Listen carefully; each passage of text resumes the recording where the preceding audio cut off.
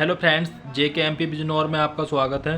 Class 10 math exercise 3.5 question number 2 का first. ए और B के किन मानों के लिए निम्न रैखिक समीकरणों के युग्म के अपरिमित रूप से अनेक हल होंगे। तो यहाँ पर हमें दो समीकरण दे रखी है, इसमें हम कंपेयर करेंगे समीकरण 1 और 2 की तुलना a1x plus b1y plus c1 is equal to 0 तथा a2x plus b2y plus c2 equal to 0 से करने पर। तो यहाँ पर हम इन दोनों की तुलना करेंगे, इसकी तुलना हम इनसे कर लेंगे। a1 की वैल्यू आ जाएगी हमारी 2, b1 की वैल्यू आ जाएगी 3 और c1 की वैल्यू आ जाएगी 7। यहाँ से a2 की वैल्यू मिल जाएगी हमें a माइनस बी और b2 की वैल्यू मिल जाएगी हमें a प्लस बी और c2 की वैल्यू आ जाएगी हमारी 3a plus b minus 2, 3a plus b minus 2।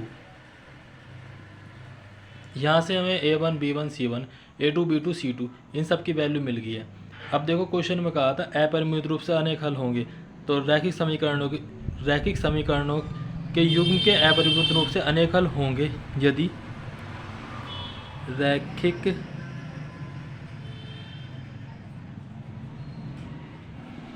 समीकरणों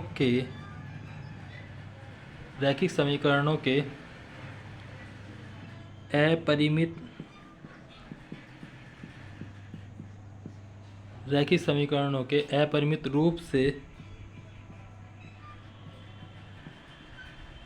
अनेक हल होंगे यदि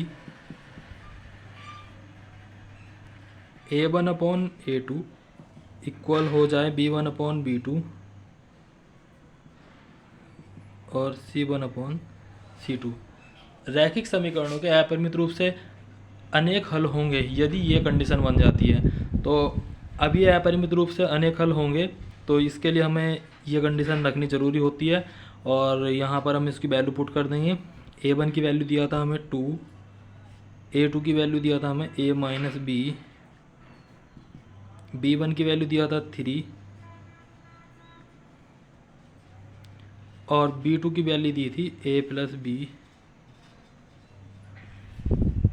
c1 की वैल्यू दिया था 7 और c2 की वैल्यू दिया था यहाँ 3a प्लस बी माइनस 2। ये हमें दिया हुआ है। अब हम यहाँ फर्स्ट वाली दो वैल्यू उठा लेंगे शुरू में, 2 अपॉन a माइनस बी, इन दोनों को हम ले रहे हैं, कैलकुलेशन करेंगे, इसके बाद एक समीकरण बनेगी, इसकी क्रॉस मल्टीप्लाई इससे कर देंगे और इनके बाद एक नई समीकरण बनकर तैयार हो जाएगी। क्रॉस मल्टीप्लाई के बाद हमारा ये आ जाता है। अब इस 2 की मल्टीप्लाई हम इसमें कर लेंगे, 2a plus 2b equal to 3a minus 3b। अब इसको हम इधर ले आएंगे, पूरा जो राइट टर्म्स में दिया हुआ है उसको उठाकर हम पूरे को इधर ही ले आएंगे, 2a plus 2b minus 3a और ये माइनस का था और लेफ्ट साइड में जाके प्लस का हो जाएगा 3b इज इक्वल टू 0।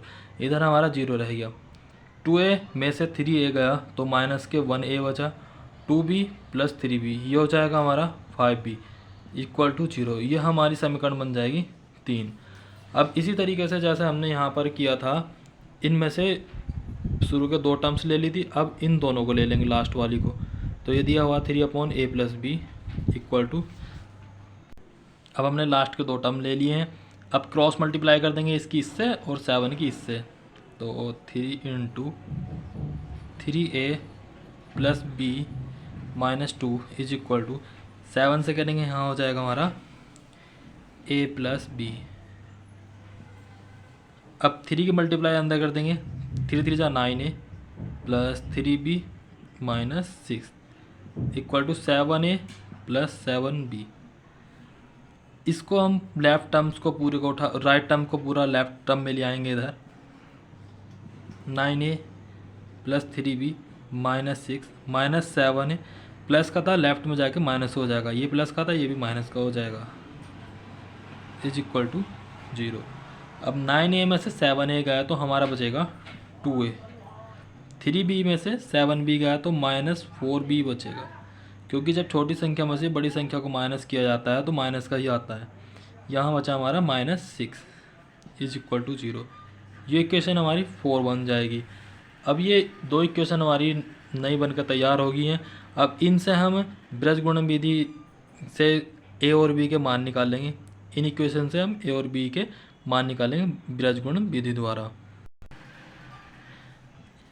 यहाँ पर मैंने लिखा है समीकरण 3 व 4 को बीजगुणन विधि द्वारा हल करने पर। अब हम इसको समीकरण 3 और 4 जो आई हैं हमारी उसको बीजगुणन विधि द्वारा हल करेंगे।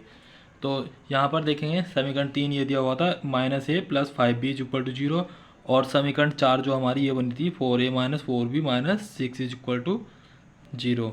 तो अब जैसे हमने पिछले क्वेश्चन में किया था उसमें हमारे जो वेरिएबल दे रखे थे एक्स वाई में दे रखे थे, इसमें ए और बी में दे रखे थे। तो अब इसको हम ए और बी में ही सॉल्यूशन करेंगे।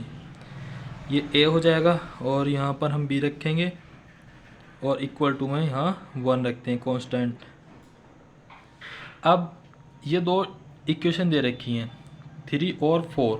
तो जब हम ए टर्म्स लेंगे तो हम इसको छोड़ देंगे, फिर हम चलेंगे बी के पास। तो 5 रखा जाएगा और 4 रखा जाएगा। ये बी है आपका, तो यहाँ 5 मिल जाएगा और -4। तो यहाँ रख लेंगे हम 5 -4। इसके बाद यहाँ पर सी तो कुछ दिया नहीं है तो इसके लिए हम 0 रखेंगे, और इसका थर्ड टर्म दिया है ये -6। तो यहाँ पर 0 रख लिया और यहाँ आ जाएगा हमारा -6। इसके बाद हम बी पर चलते हैं। जब बी को लेंगे, देखो यहाँ पर हम बी में रखने जा रहे हैं तो बी वाले को ही छोड़ कर चलेंगे। इसके बाद हम आगे बढ़े तो 0 मिला, 0 और -6। अब यहाँ पर क्या है कि हमारा इसके बाद कोई आगे टर्म्स है नहीं, तो हम वापस चलेंगे ए पर। तो ए पर मिलेगा -1 और इस पर 2a। तो यहाँ पर रख लेंगे हम -1 और 2a। अब हमें कांस्टेंट को रखना है, तो कांस्टेंट यहाँ पर जब कांस्टेंट लेंगे तो कांस्टेंट को ही छोड़ना होगा। तो अब इसके बाद जो है हमारा आ जाएगा इसमें -1 और ये 2, 5 और -4, -1 और यहाँ आ जाएगा हमारा 5 और -4। तो इस तरीके से हमने इसको पुट कर लिया है। अब इसके बाद हमें क्या करना है, हमें मल्टीप्लाई इस साइड से करनी है। जैसे कि मैंने आपको पहले ही बताया था कि हमें मल्टीप्लाई इस साइड से करनी है। अब मल्टीप्लाई करने के बाद देखेंगे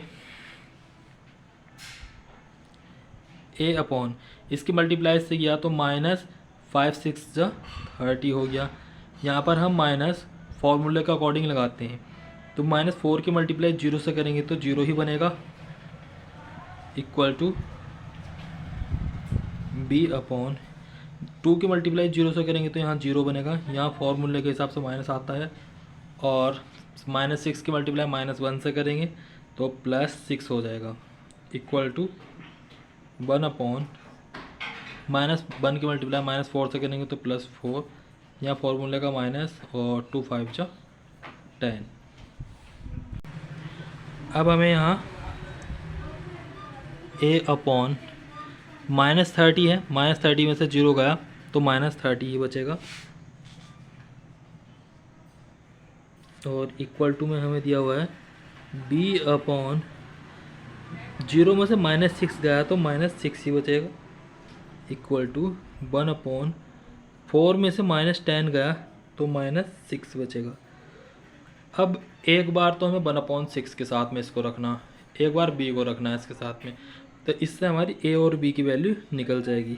a upon -30 equal to 1 upon -6, cross multiply करेंगे तो -6a इक्वल टू -30, माइनस से माइनस कैंसिल हो जाएगा, a इज इक्वल टू आ जाएगा 30 अपॉन 6, 6 5 जा 30। तो a की वैल्यू हमें यहाँ मिल जाएगी 5। अब हमें यहाँ b अपॉन -6 और इक्वल टू में दिया हुआ 1 अपॉन -6 ये ले लिया। अब यहाँ b अपॉन हाँ ठीक है, b/6 ही लेना था, b/-6 ले लिया और 1/-6। अब क्या करेंगे, हम क्रॉस मल्टीप्लाई कर देंगे, -6b = -6, माइनस से माइनस यहाँ कैंसिल कर देंगे और b = 6/6, ये कट जाएगा 1 टाइम्स, तो b की वैल्यू आ जाएगी हमारी 1। तो यहाँ पर हमने a और b दोनों की वैल्यू निकाल दी है, हमारी a की वैल्यू ये निकल गई है और b की वैल्यू ये निकल गई है। तो इस तरीके से हमारा क्वेश्चन जो है कंप्लीट हो जाता है। नेक्स्ट क्वेश्चन नेक्स्ट वीडियो में देखेंगे। Thank you.